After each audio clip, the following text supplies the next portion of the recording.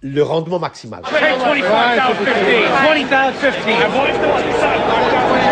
En Estados Unidos vemos que los mismos ejecutivos que son de las mesas de directores del grupo Citibank, que son la Chevron, que es la Monsanto, que pertenece a ese mismo grupo, que es la General Dynamics, que es la de Roosevelt, que es la Halliburton, que es la del vicepresidente Cheney, es decir, los mismos que han sido presidentes, gerentes o miembros de las mesas de directores son hoy el staff del gobierno de los Estados Unidos. Es decir, que ya no podemos hablar de un gobierno en la sombra de estos grupos, sino podemos decir que mediante el gobierno de Estados Unidos estos grupos han empezado a ejercer directamente el poder y que los que sí son entes meramente subordinados son la mayoría de los gobiernos del mundo que dependen de ellos.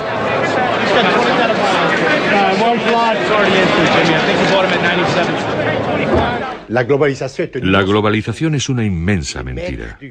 Los amos del gran capital, que dirigen el mecanismo de la globalización, dicen: vamos a crear una economía unificada por todo el mundo y así todos podrán disfrutar de las riquezas, de los progresos científicos, de los progresos del comercio, de los progresos de la libertad. Lo que sucede en realidad, si observamos la economía, es que existe una economía de archipiélagos que la globalización ha creado. Existen algunos islotes extremadamente ricos, extremadamente poderosos, y continentes enteros que desaparecen en la oscuridad. No hay duda de que entre las organizaciones interestatales visibles, que están en la vitrina de la globalización, 3 organizaciones son las más poderosas, que dominan, que regulan los acontecimientos económicos. Son el Banco Mundial, el Fondo Monetario Internacional y la Organización Mundial del Comercio. Son bomberos pirómanos y son fundamentalmente organizaciones mercenarias de la oligarquía del capital financiero invisible mundial.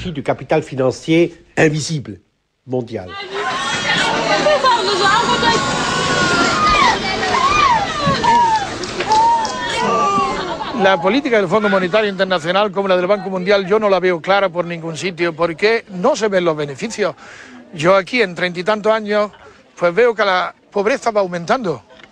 Los ricos del país cada vez son más ricos, pero los pobres son cada vez más pobres. La agricultura va para abajo, la ganadería va para abajo, todo va para abajo.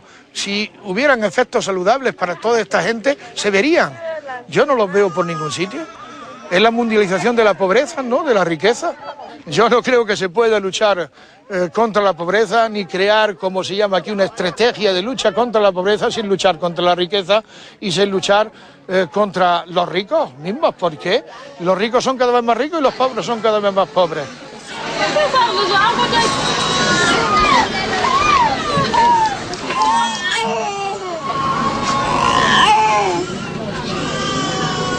El Fondo Monetario lo manejan 5 países y sobre todo uno, que es el que tiene derecho de veto, pero digamos 5. El Banco Mundial es un poquito más democrático, lo manejan 8 países.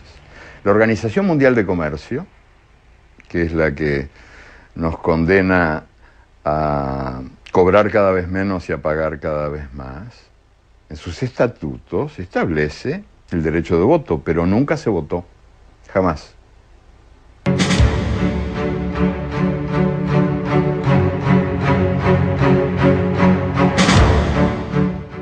El capitalismo de hoy en día, tal y como se ha desarrollado a lo largo del planeta, como el mercado mundial unificado como instancia única, con esa mano invisible que decide quién muere y quién vive en este planeta, es en realidad un killer capitalismus, un término alemán que los economistas marxistas alemanes inventaron. El capitalismo de la jungla que mata, que asesina. Podría utilizar multitud de ejemplos y escojo el hambre. Todos los días en este planeta, según la FAO, 100.000 personas mueren de hambre o a causa de sus consecuencias inmediatas. El año pasado, cada 5 segundos, un niño de menos de 10 años moría de hambre. Y el año pasado también, 856 millones de personas, una de cada 6, ha permanecido malnutrida de forma grave y permanente.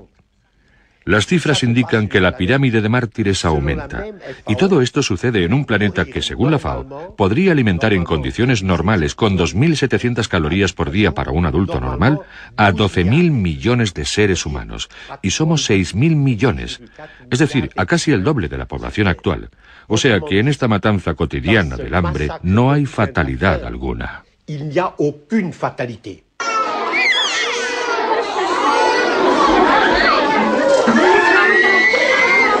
Esta gente no está sufriendo de la hambruna actual.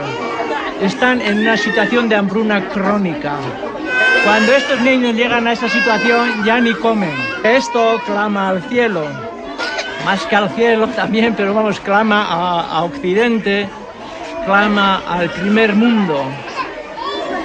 Es incomprensible, es impensable, es absurdo, es injusto, con los apelativos que quiera, que el primer mundo esté exigiendo al mundo de aquí, al mundo africano, que paguen las deudas de un capital que han sido ya pagadas, que esto está suponiendo quitar esta comida a estos niños. Esto no va a ayudar nada allí, y esto está quitando el pan a nuestros hijos. Eso es criminal. Eso es como un genocidio organizado a un nivel internacional.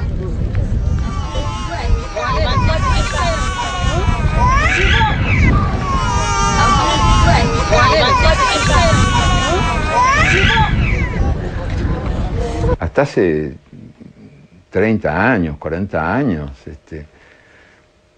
a nadie se le ocurría desconfiar de la justicia como un valor universal y por lo tanto todos, mal que bien, hasta la derecha más recalcitrante, compartían básicamente yo no te digo la indignación o la denuncia, pero por lo menos la aceptación de que la injusticia existía en el mundo. Y ahora que estamos gobernados por esta dictadura invisible de los grandes señores de las finanzas y de la guerra, los guerreros y los banqueros que mandan en el mundo y que usurpan una palabra hermosa como era comunidad internacional, lindísima palabra, lindísima expresión, la comunidad internacional que ahora nombra a los banqueros y a los guerreros. Comunidad internacional es el poder que ejercen los banqueros y los guerreros. Bueno, pues en otros tiempos se admitía que un mundo que genera pobreza es un mundo injusto. O sea que la pobreza es hija de la injusticia. Hoy por hoy es cada vez más raro escucharlo, porque resulta que la injusticia ha dejado de existir.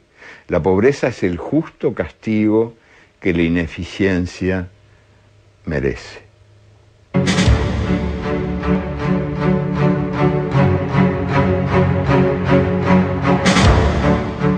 Yo no sé si en otras civilizaciones, en otras etapas de la historia humana, la gente ha estado tan presa del miedo como vivimos nosotros ahora. Tenemos miedo de todo el tiempo. No se puede hacer nada, es un gas paralizante el miedo.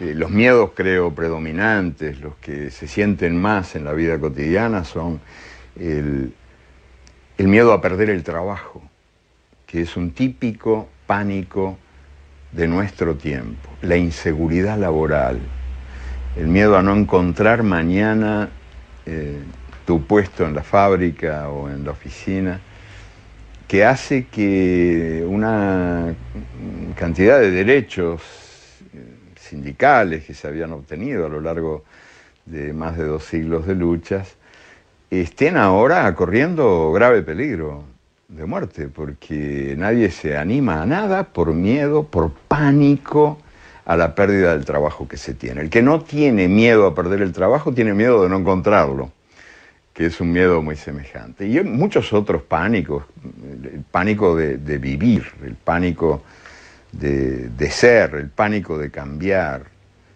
el pánico a los demonios que nos inventan para asustarnos.